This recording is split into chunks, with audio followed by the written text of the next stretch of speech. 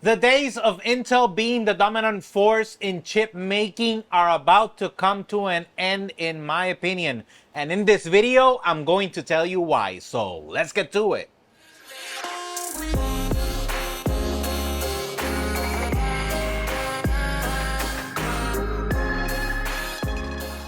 Intel has been a household name for many years and was the best company for chip innovation.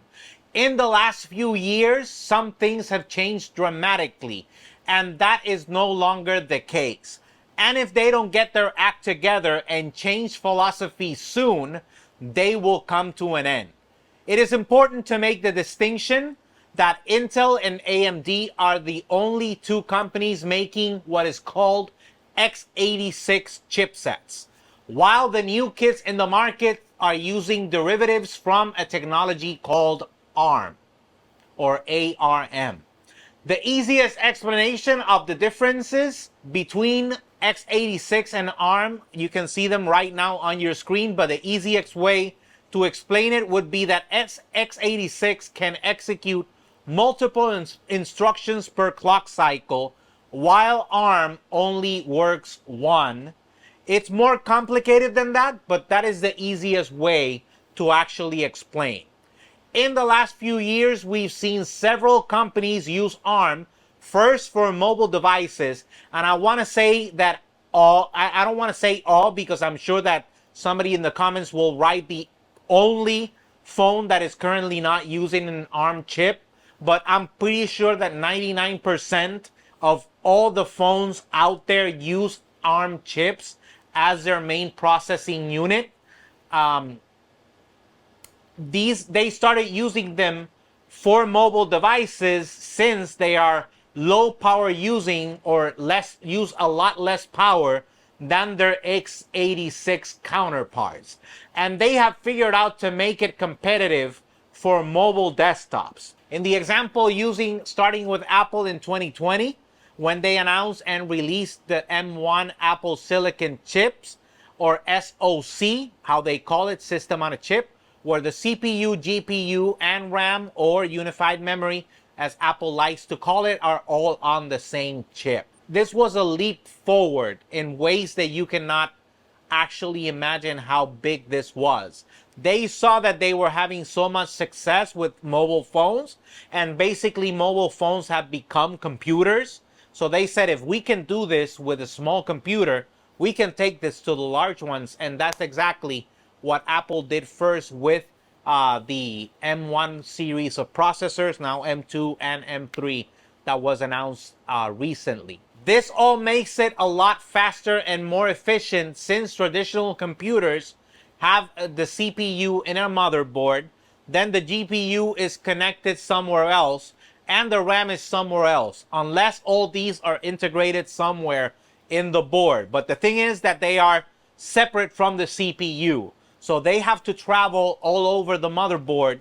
That information has to travel all over the motherboard in order for you to eventually see the end result on your screen. And when you actually think about it this way, it is actually really impressive that just the movement of your mouse is so quick, considering everything that it's doing and all the places that that movement has to go through in order for you to see the end result on your screen in basically real time, because we've gotten to that point that we see it in real time.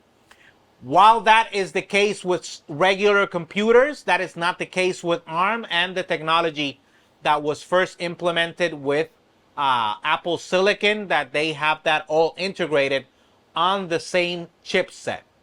Now, that single instruction works a lot faster, even though it's just one instruction that it's processing, because it doesn't leave the chipset until it's prepared to give you a result.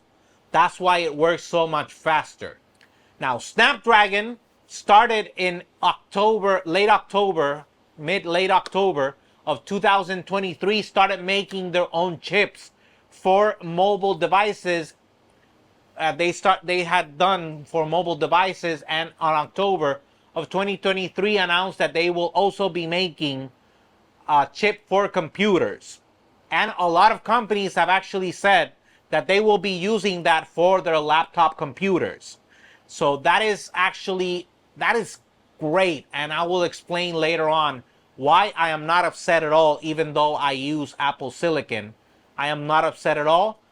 They claimed on their presentation that it both has more power and uses less power than the M2 Max. So we'll just have to wait and see until the actual chips are out there and we actually start seeing them out in the wild to see if that claim that they make is actually true. Windows will also commit to making Windows for ARM better, which also gives a hint to Intel that you better step up your game, because if not, you're going to be left behind. This is the future. This is the future. Intel needs to make serious changes as soon as possible, and I know that their 14th generation chips that are called Intel Core Ultra have already or will be announced at the end of this year, but they will be more concentrated in power usage rather than performance, even though it is being said that it will use half the power of the 13th generation Raptor Lake. And for you guys to have an idea, the 13th generation Raptor Lake can use as little as 35 watts, but can also go up as high as 219. So that is the problem. The difference in consumption is the problem for x86 chips, and that's obviously more, even though it's even half of that, which is what they claim with their 14th generation chips, is way more than anything ARM uses at its peak. And it still gives you the same performance whether you're using battery or power. And to finish up, I am actually not going to be an Apple fanboy and say this is unfair to Apple, because this is great for us as consumers.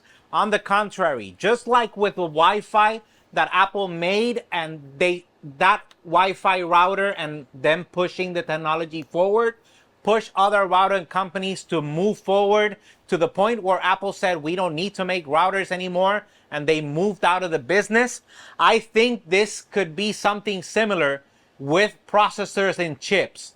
They could get to the point where Apple says, you know what, we don't need the Apple Silicon anymore. We don't need to keep everything in-house. Let's just go ahead and use whoever is doing the best processors out there. Apple, we've gotten to the point with Wi-Fi routers that every 3 to 6 months we have a new technology. Either it's Wi-Fi 6, Wi-Fi 6E, or Wi-Fi 7. We get those all the time. And before Apple, routers used to be really, really ugly and very, very slow. Very slow. Not just your speed was low. The Wi-Fi was even slower. If you can believe it or not, the Wi-Fi was even slower. So Apple started giving them design, giving them attitude. They gave it nice designs. And also they moved forward with the speeds to the point where all the routers that you see now, you don't see the ugly routers anymore. The ugly routers that you used to see back then, like this one, you don't see those anymore. And thank you, God, for that. All right? Thank you, God. Anyways, Intel better get their game on, because if not, they're going to be left behind. They look like, the person wondering what happened. And while you're wondering what happened, everybody's moving by you. So instead of wondering what happened, get your act together, start doing what you need to do, because the game is on. The game is on, and you're starting to be late for the party. You're starting to be really, really late for the party. And I love this because it pushes innovation forward. It pushes these companies. And I'm sure, again, that the only reason that Apple made the event launching M3 was in direct response to what Snapdragon did. They said, wow, they are not that far behind. It's like the part in Iron Man 2 when he gets called to Congress and he gets told that people they're not as far behind as he thought they were. It feels like that. Intel feels like that. Like, when Iron Man just saw that, somebody just made their technology and they're right there, right up there with you. That's what Apple saw, and that's why they launched this new technology with the 3 nanometers now. So Intel, it's your move. And again, I love competition because it's better for us as consumers. So it's your move. Make the right one. Anyways, let me know in the comments down below what you think. Do you agree with me? You don't agree with me? Do you think that Intel is seriously dead or in big trouble and will just become this company that just produces ARM chips for somebody else in the future? While you're down there, smash that like button, subscribe, and hit that bell so you can get notified when we have new videos. The only way you can do that is if you're signed in with your Gmail account to YouTube, whether it's in your app or your favorite web browser on youtube.com. Both me and other YouTubers that you like their content will greatly appreciate it. As always, we're available on Facebook, Instagram, Twitter, X, and obviously YouTube at J.R. Abrams Tech, so you can stay up to date with the latest news or rumors about tech. Until next time.